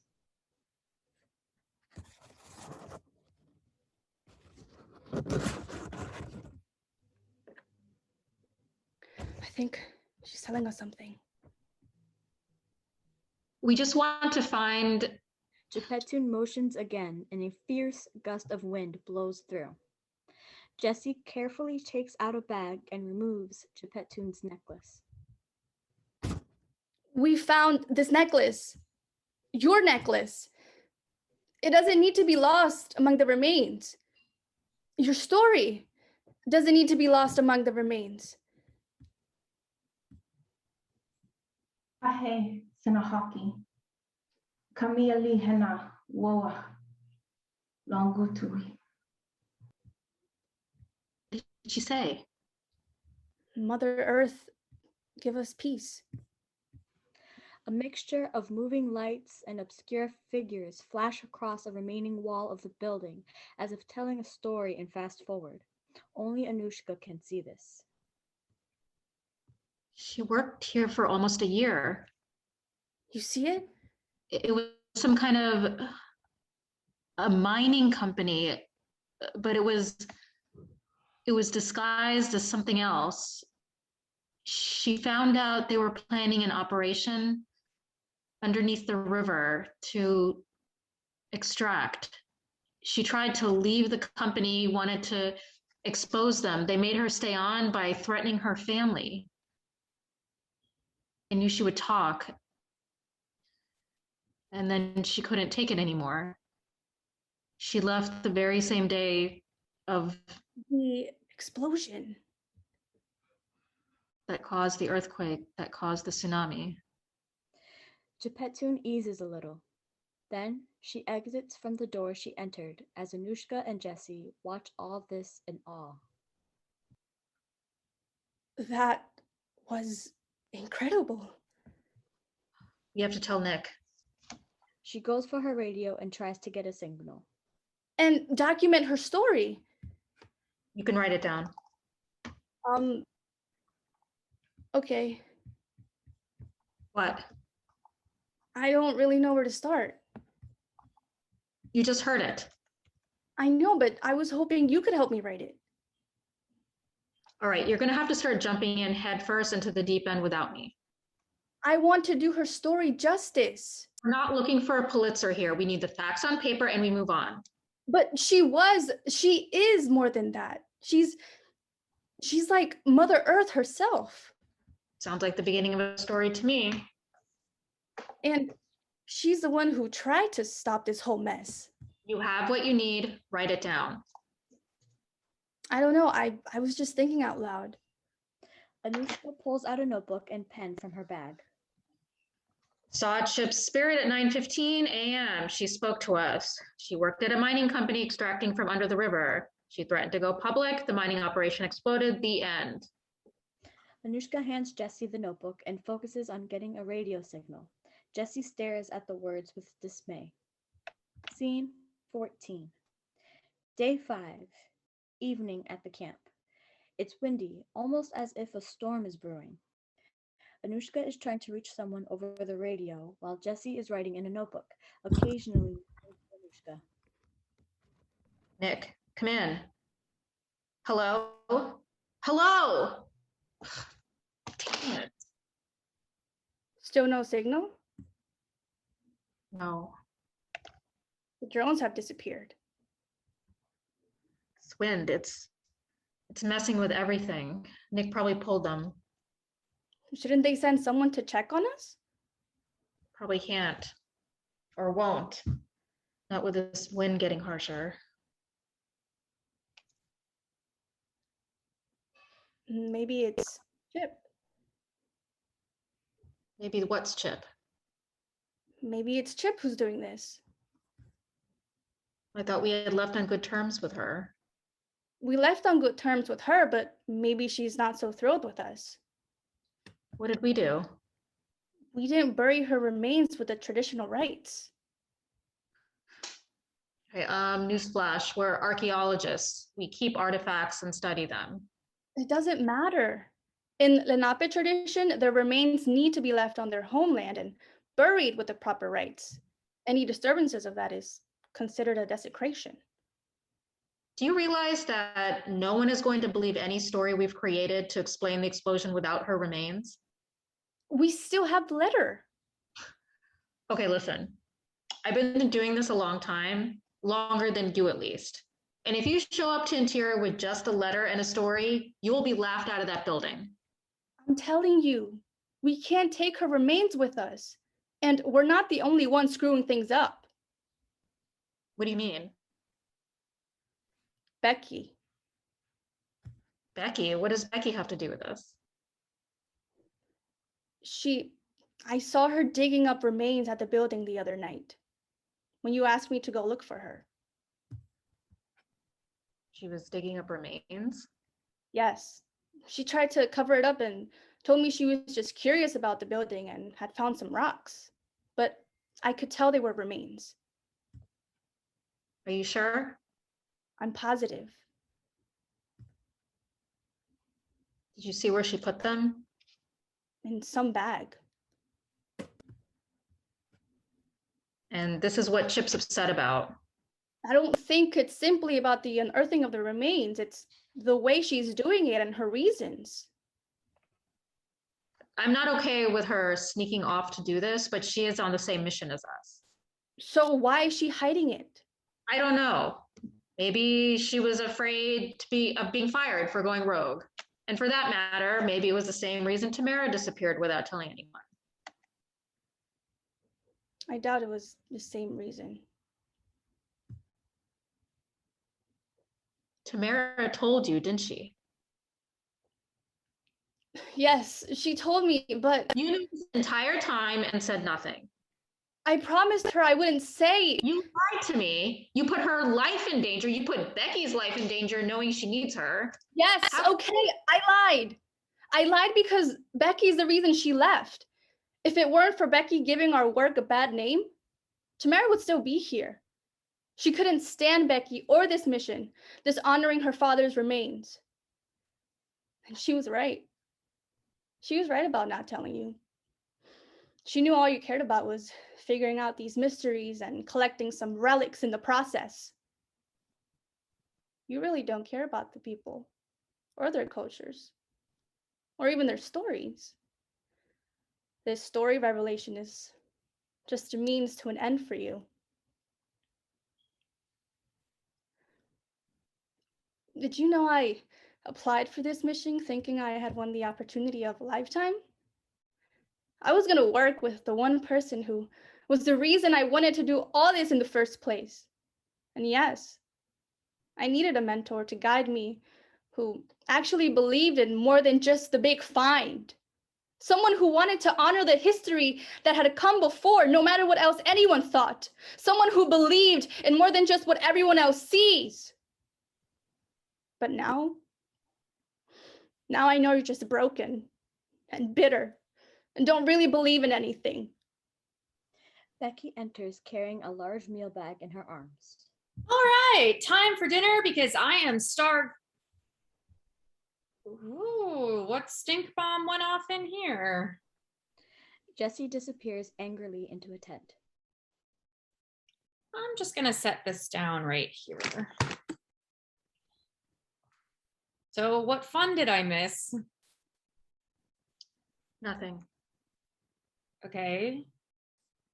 Should we get dinner going? Yeah. Becky picks up the bag and starts moving it into the campfire area. Guess I'll be eating alone tonight. Scene 15. An empty, timeless space. We hear traditional waltz music, and man and she who walks with courage are in the midst of the dance. Man seems to be enjoying it, while she who walks with courage appears terrified.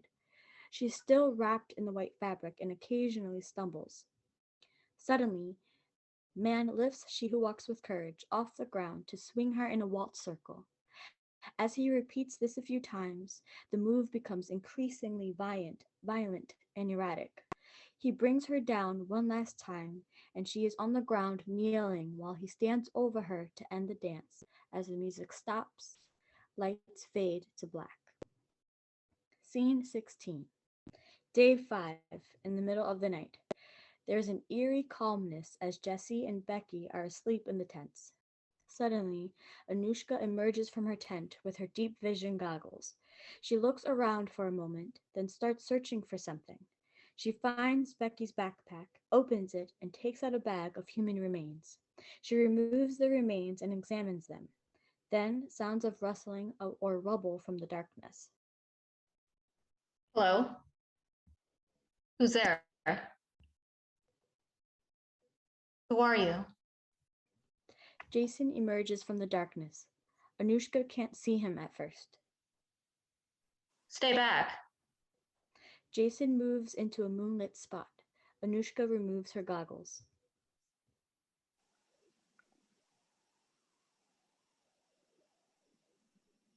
Jason? Hello, Anu.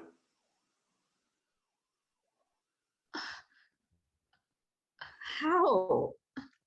You look like you've just seen a ghost. Are you? A ghost? Yes. Well, more of a spirit, as you would say. How did you? Those remains. Why? Those remains you have there. They're yours? Yes. No. No, I'm having a nightmare. This isn't happening. You are not having a nightmare. No, it can't be true. Oh, it is true. And I'm sure you already know how this happened. No. You can see it, can't you? Stop. I came looking for you 2 months ago. Found out that you were in this city of brotherly love. Not a bad place for a man from Haiti until your disaster. It's like I was right back home. I'm so sorry. It's not your fault.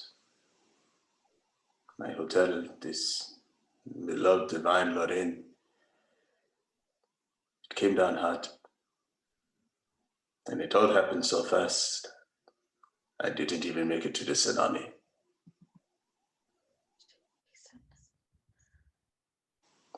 But I'm glad you got out. I've only been in the city for a year. I was out of town on a dig when it happened. I'm glad to see you are doing what you are meant to do. But why now? Why come looking for me now? It's funny, you know. 10 years and not a day has gone by that I haven't thought of you. But it wasn't until I saw this girl back in Haiti. She was in town on a mission trip with her church college, just like you were. And one day I saw her with her college group and church leader, and something about the look on her face reminded me of you back then. So you went looking for me? At first I wasn't sure I wanted to. But after I spoke to your parents. You spoke to my parents? I knew I had to find you. Why? You know why.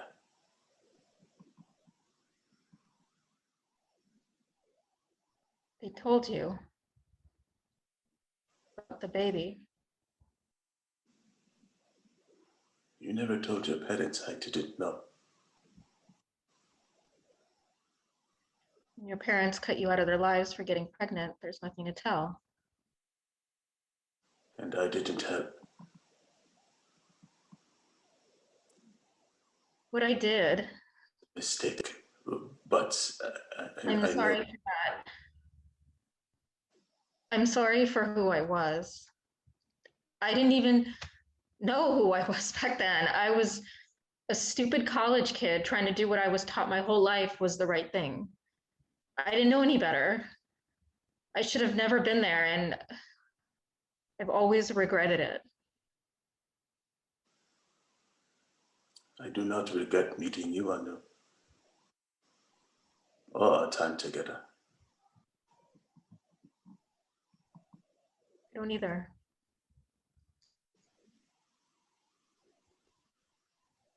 I'm sorry I never gave you a chance to explain. I never got to meet our baby.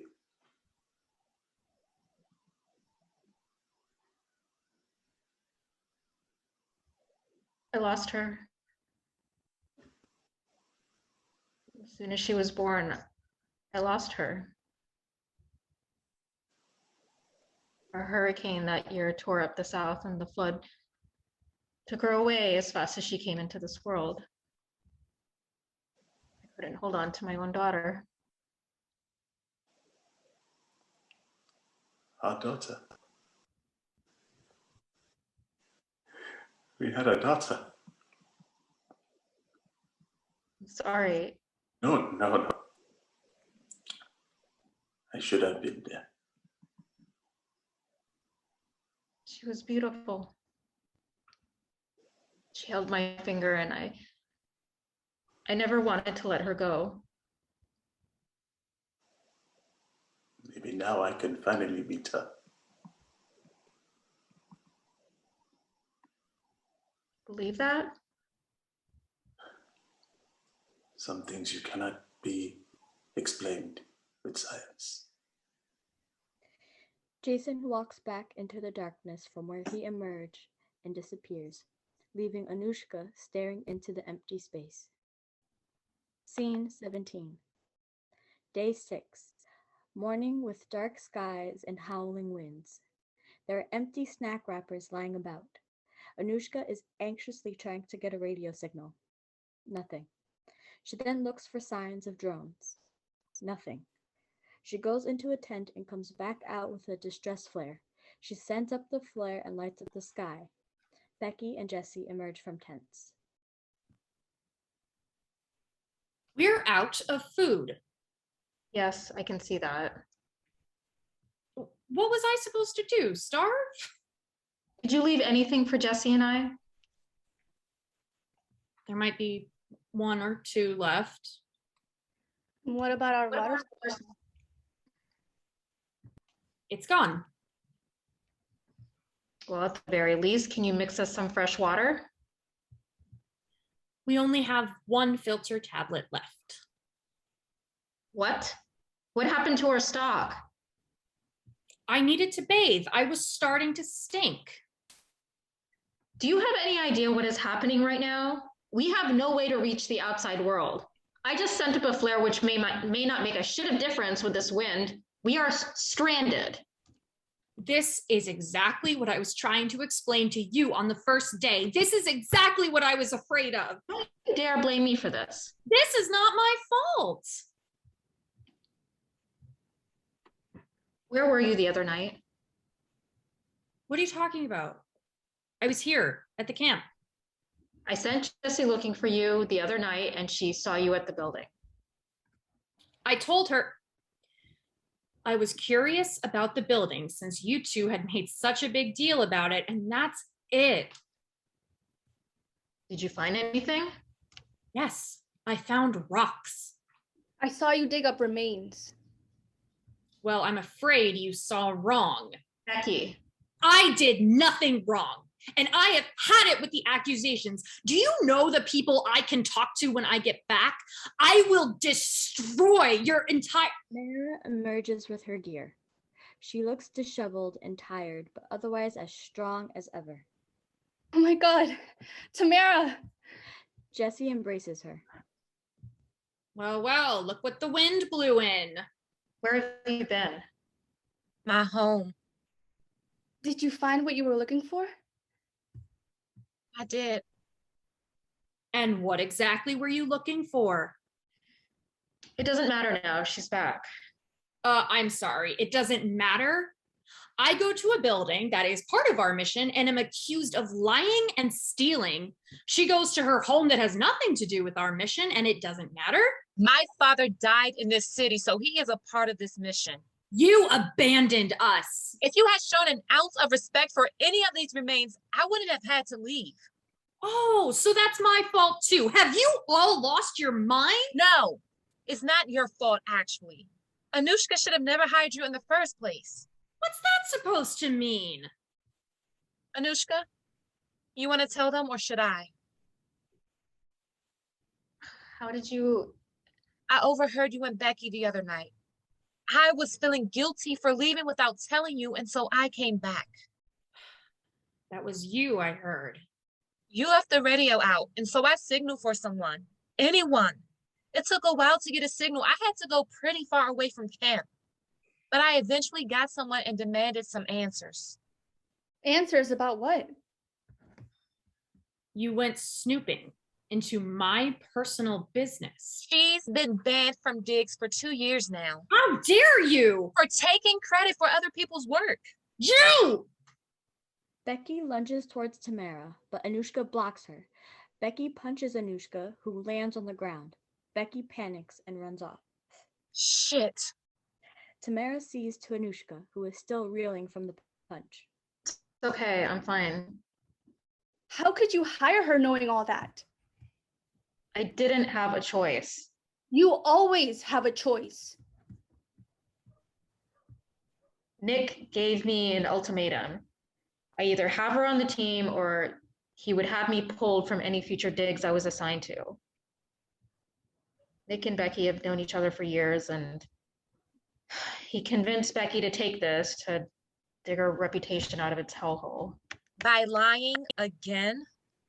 Look, I didn't want her on the team either. The sound of Alma in distress. Alma. Jessie runs off after Alma. Jessie? You have no food left for her. Nothing? And only one water filter tablet. You can't reach Nick? Not with this wind. I can try getting a signal further out. I've already tried that. We can't just do nothing.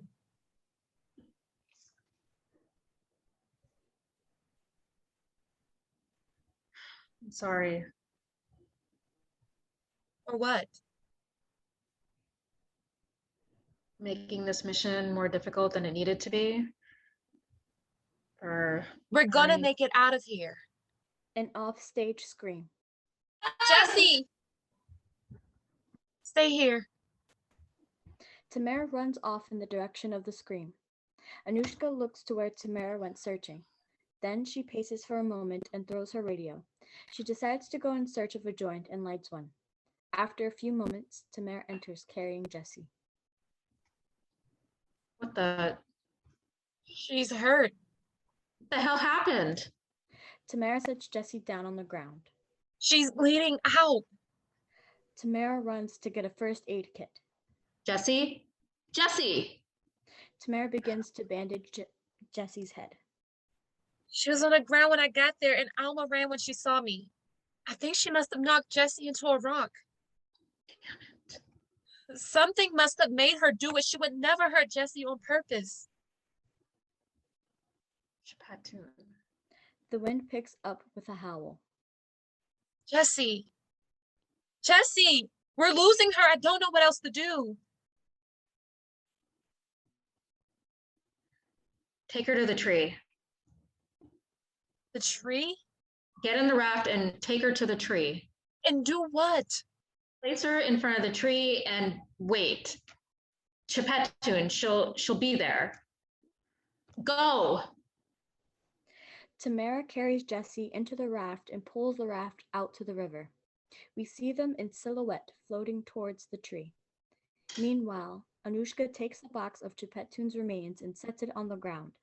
We hear the sound of drum rhythms of the Lenni Lenape tradition with increasing urgency. Anushka grabs a shovel and starts digging a hole. She kneels down, removes the remains from the box, and holds them for a moment in reflection. With one hand, she holds up Chìpëtun's necklace.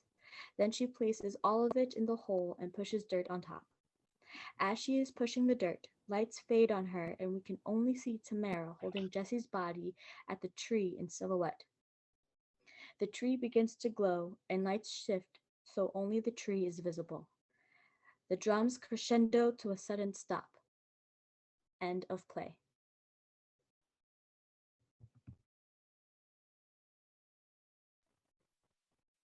Yay!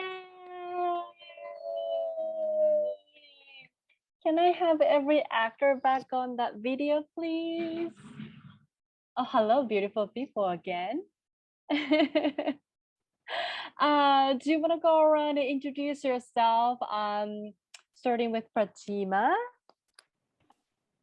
Hi, everyone. I'm Pratima. I played Anushka, and I'm also the playwright. Betsy. Hi, I am Betsy and I play Jessie. Cynda. Hi, I'm Cynda, and I played Tamara. Kate. Hi, I'm Kate, and I played Becky. Trinity. Hi, I'm Trinity, and I played Chìpëtun. And Dwayne. Hi, my name is Dwayne, and I play Nick, voice of Flock and Jason. And the last not the least, the Krystal. Hey everyone, I'm Krystal, and I directed this Zoom play, and I also read the stage direction. Thank you so much, everyone. So we're gonna do a quick talk back here. Unfortunately, we cannot get a question from the audience, but I have a couple questions. So first, I want to ask Pratima, what inspired you to write this play, and how the writing process has been going? Yeah, so I wrote this play. It started at like the end of last year. It really came out of my concern about the environment and the climate chaos and crisis that we're in. And I do like a lot of volunteer work around the environment, and so I wanted to write a play that like looked at that, but as well as the fact that Indigenous peoples were the original people on this land in Philly, and they actually had huge and do have a huge respect for the environment, and I feel like it's something that all of us can really learn from, and I also wanted to, and I mean, I don't know how much it was clear in the play, but along with that, the histories of the city, the history of colonization in the US, and how damaging our relationship is to, at least the white supremacist relationship is to, people of color, not only in the US, but in other countries. And so the play also kind of touched on the history of colonization. So yeah, that was kind of what inspired it. And as far as the writing process, so Trinity, who's actually one of the actors here, was actually my cultural consultant for the Lenni Lenape cultural and aspects of the play. So she was a part of a lot of the writing process, and read the drafts as I wrote them. And then I did also interview some South Asian people who actually formally identified as Christian, came from very strong religious Christian backgrounds, and got some information about how religion has had an impact on their lives, and how like these really deeply religious families they grew up in and communities they grew up in were very damaging to them, actually. So I kind of brought that into the play as well. And the play also kind of touches on like the role that religion has played in sort of like this white supremacist Christian history of colonization and like going to other countries and converting people, or converting indigenous peoples here, and converting Black people, converting the people who were here and the people who they brought over here. So and that actually came from a book that I've been reading called Stamped from the Beginning, which is like a really excellent book, really heavy, dense, but like really eye-opening about like the history of this country, and the history of racism in the US. And what I didn't know was that like a lot of the history of this country and colonization is like rooted in Christianity. And so a lot of that aspect of the play came from after having read that book. Sorry. Awesome. Yeah, I didn't know that parallel running through about the theme of like colonization and the Christianity is how harmful it was for the people. Now I was like, I should have asked this like a long time ago while I first read your draft. So I was like, damn it, I missed the opportunity. Now I want to move on to Krystal. This is, I know, for a lot of Bow Street folks, you're familiar with Krystal. She's been with us since, oh gosh, since 2017, 2018, since Las Mujeres.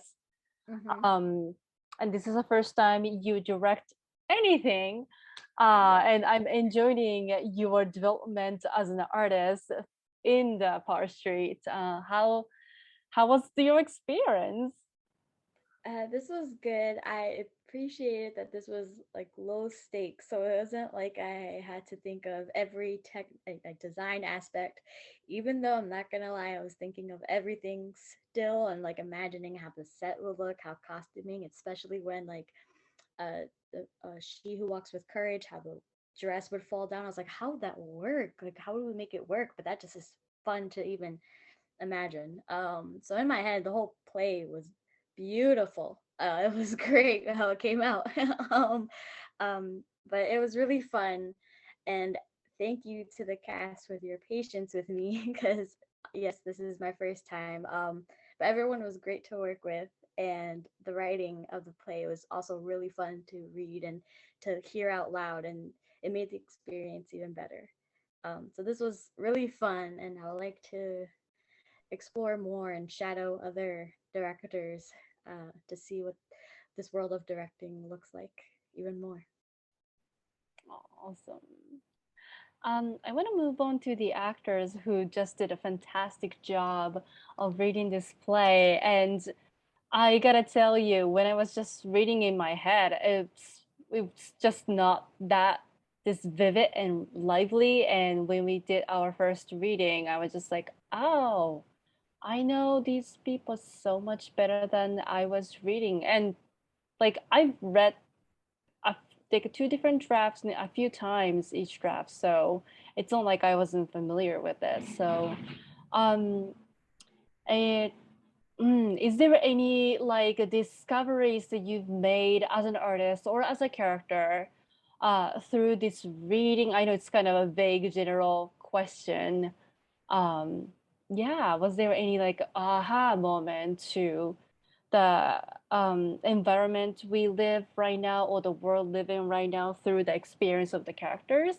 Sorry, I'm touching my cat, so he's not gonna climb up on my computer and disturb everything, and he's just like, play with me. I know, babes.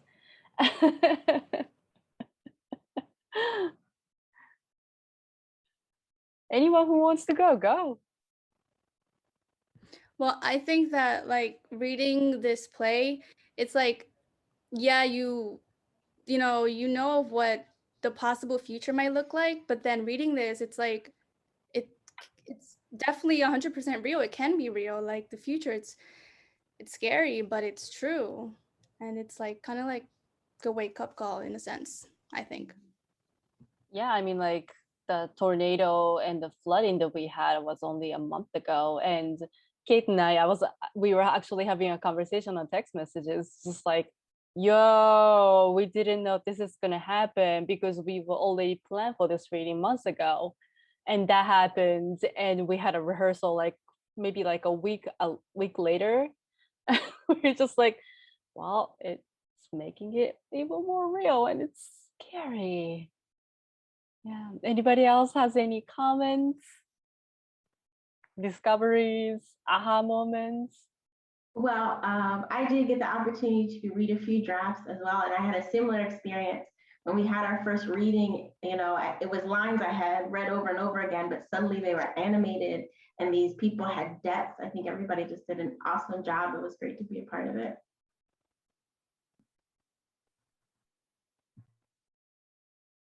Yeah, my favorite part was like when you find the depth of each character is definitely one of them, and the conversation between Anushka and Jason is always so heartbreaking. Um, and like what the life was before and what the life is and will be for both of them. Ah, so sad. Yeah, I don't want to prolong too much. If anyone have a thing or two to say, now it's your time. Oh, come on, Cynda, don't just smile. I just wanted to comment on how it could be seen as having magical elements, but in reality, it's not really magical. Like, I believe that these things do happen. Like, it may not be an everyday occurrence, but I definitely believe they're happening in parts of the world. And to just dive into this play on this land, it was just a great opportunity. So thank you for writing this, Pratima, and I'm happy I got to work with all of you. It was a great experience. Awesome. Dwayne, you had like a snippet of like a teeny tiny, it's not even character, it's just like a voice of a clock.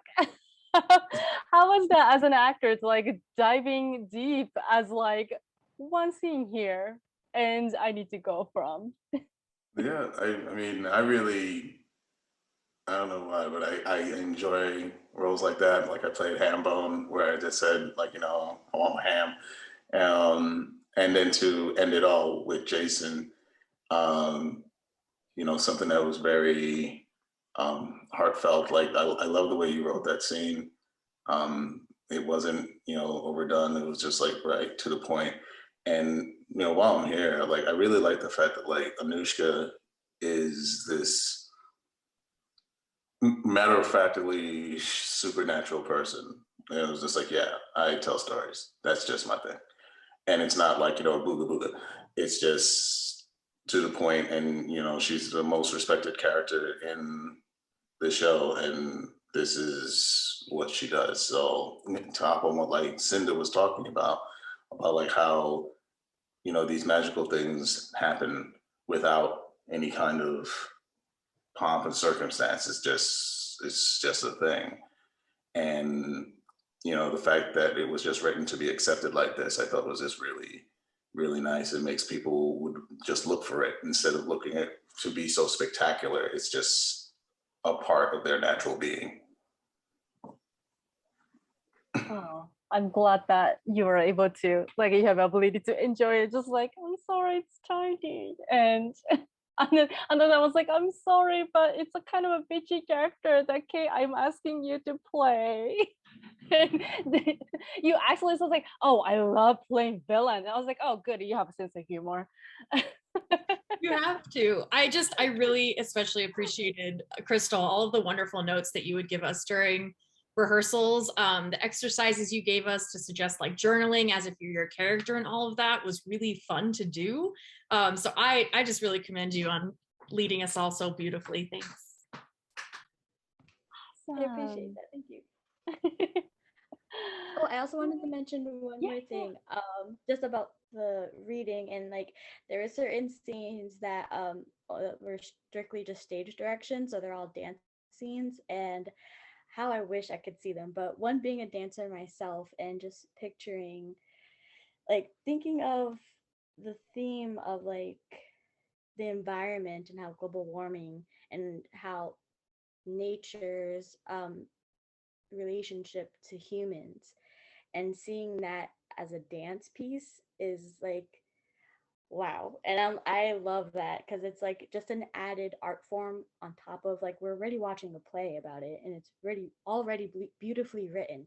And then on top of that, we also, as an audience, would get to see performance on top of that. I think is just the cherry on top. And I'm just like, again, I'm just like picturing it in my head and how beautifully it is, but also how heartbreaking at the same time. How we see she who walks with courage is like defeated, but man is just stepping over her. And it's like, oof, come on, guys. Stop using plastic bags, like let's stop eating less meat. These corporations need to get their life together. Like, so it's like, let's get our shit together, you guys. But it's also just a beautiful way of like having that conversation started and continuing. So thank you, Pratima. Thank you for that. It's Oh, Cynda. beautifully summarized. Yes. Oh yeah, go. Sorry. Yeah, go ahead. Go ahead. I want, thinking of that, yes, that's a very big part too, the dancing that Krystal was mentioning. My question is for Pratima. Do you have any plans or ideas about having this staged? Actually, yeah. So I'm actually waiting on a grant to see if I can fund like a formal reading of it, which, depending on COVID circumstances, would be like in person. So yes, that is something that I'm hoping can happen. Awesome. Well, if there's any update, please share it with us. We're gonna blast and support you as much as we can. Well, I hold you much longer than I expected, but thank you so much for all your talent and dedication and beautiful soul. And thank you so much for watching this. Feel free to write us a love letter, write Pratima a love letter, or if anyone who wants to fund her keep on writing, you're more than welcome to do that. So we're gonna close here today, and again, thank you so much, and we'll continue on, and we'll let you know what's our new and next playtime is gonna be. So thank you so much. Have a good night. Bye. Thank you, Power Street.